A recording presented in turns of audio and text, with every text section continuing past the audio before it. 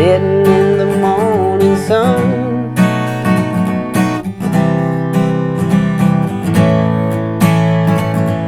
Sitting in the morning sun.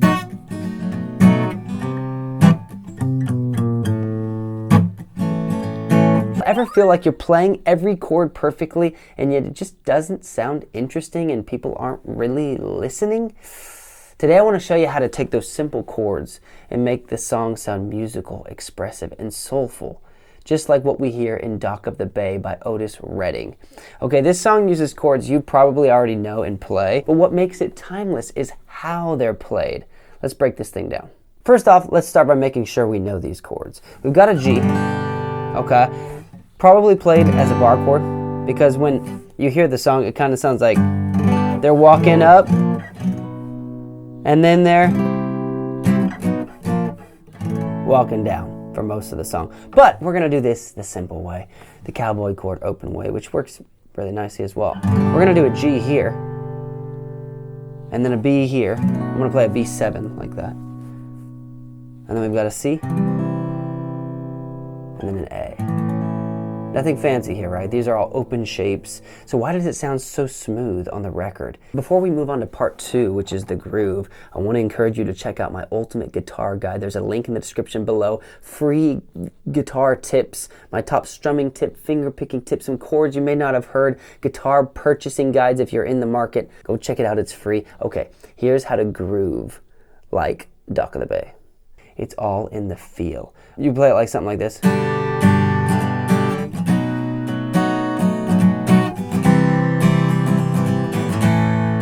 Yeah, that's not so bad, honestly. And I've seen you could do it even more robotic. All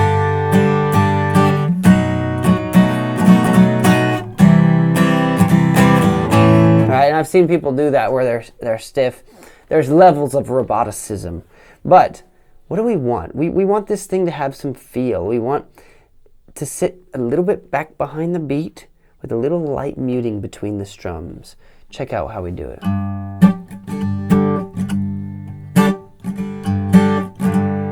Okay, 1, 2. We're gonna pop on that first snare. Boom. Now, how do I get the sound to stop instead of ring out? It's all about muting.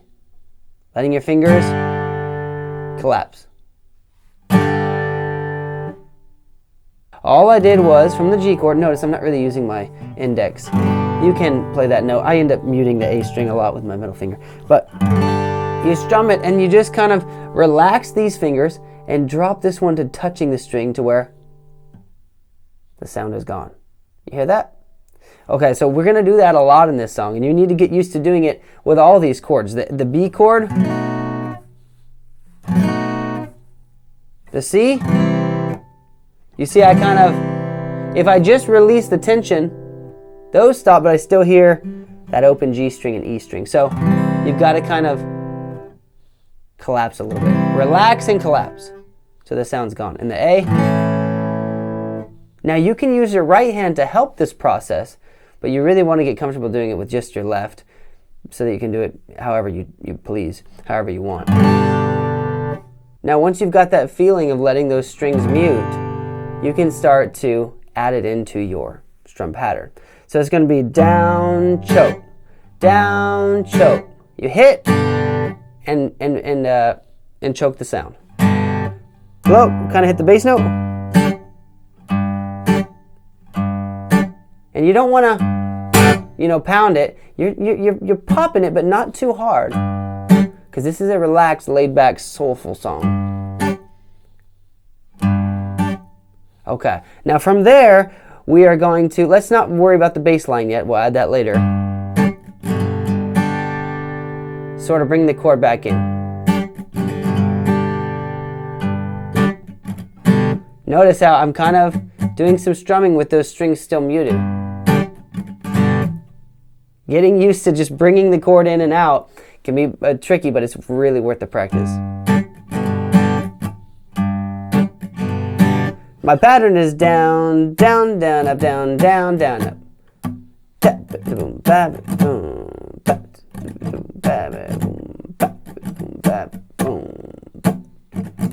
since we're jumping to that B, we've got to kind of jump on the strum pattern. Dun, da, boom, ba, B, ga, boom, ba, boom, ba, boom, ba, boom, ba. Notice I've got some pauses, a lot of muting in there. Let's put the chords in slow.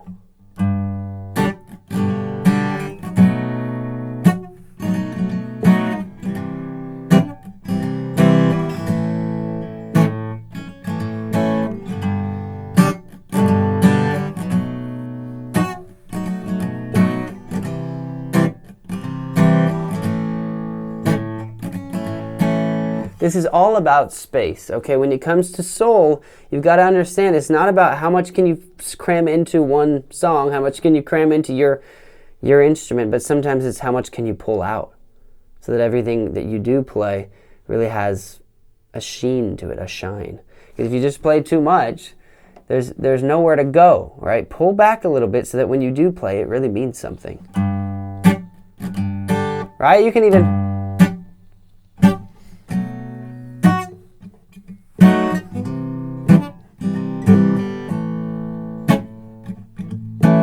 It's really important to insert these little micro dynamics into the song, where on certain parts of the song you're punching harder and then you're sitting back other parts, or even within one line of a song. Sitting on, sitting on. Notice my accents are a lot hitting on 2 and 4. 1, 2, 3, 4. 1, 2, 3, 4. 1, 2. Especially beat 2, because I come to jump to some chords. 1, 2, and that's where that snare hits. You didn't know I could beatbox, did you? I'm not great.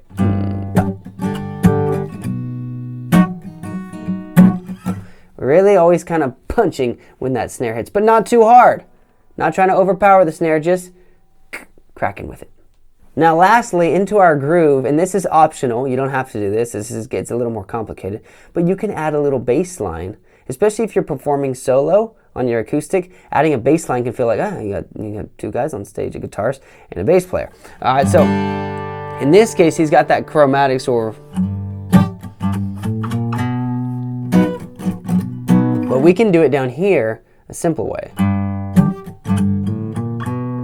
G, A sharp or B flat, B. And then when we go to our C, we walk the opposite way. And getting it to sound more like a bass, you can do it open, but this song is so soulful, laid back, so we kind of palm mute a little bit. And you can release tension on each. I can do this. You hear how it's a subtle difference. That's cool, but what about this? You hear the little stop between each note? It's because I'm releasing tension on each note. With this hand. You can help with this hand. Instead of... That works. That's even cooler, I think. And you can kind of mix them too. Again, instead of or, you've got a little more staccato with those notes.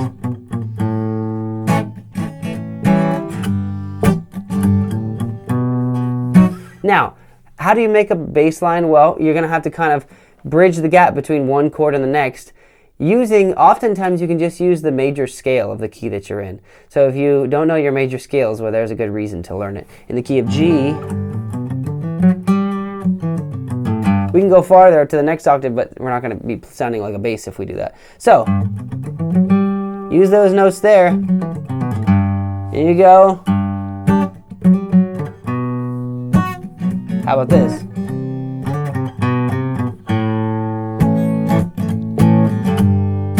Right? You just make up a bass line. Connect the dots between your notes. Play that major scale between chords. It's going to take practice. Maybe you start with just one extra note, like this. Here we go. That wasn't very good. I put 2 notes in there.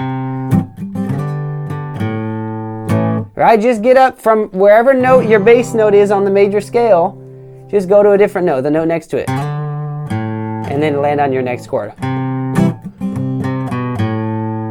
All right, there's so many ways to do it, but just add a note that's in the major scale to start. And then as you play more, your ear will start to tell you which notes aren't going to sound as good as others based on the chord you're on, because they don't all sound equally as good. But you got to start somewhere. So for now, I would just say pick some notes in the major scale, right? And just go from the chord you're on, slide a note in that's on in that scale, and then land on your next chord. Now there's a few other parts to this song. There's the chorus, which kind of just goes G to A, or G to A, and then G to this E with the added ninth in there. Okay. And it's played pretty much the same. Boom, ga, ba-dum, ba, boom, ba.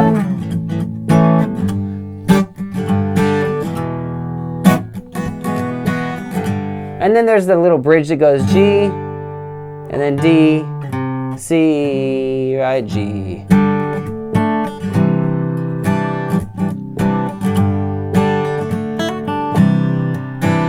And then it goes G, I think D, to the F. The strumming is the same. It's all about sitting back, not overplaying.